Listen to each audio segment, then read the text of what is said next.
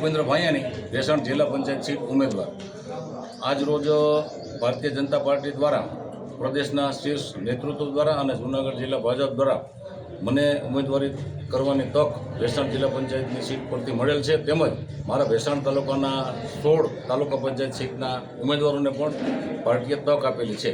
તો અમારી જિલ્લા પંચાયતની 2 અને તાલુકા પંચાયતની 16 ટોટલ 18 ઉમેદવારોની પાર્ટીએ પસંદગી કરી છે. એ તમામ ઉમેદવારો તાકાતથી ચૂંટણી લડી વિકાસના મુદ્દે, જનતાના કામના મુદ્દે અને ખાસ કરીને સ્થાનિક લેવલે જે પ્રજાને જે કાંઈ પણ પ્રશ્નો હશે એનું નિરાકરણ લાવવાના મુદ્દા ઉપર અમે ચૂંટણી લડવાના છીએ.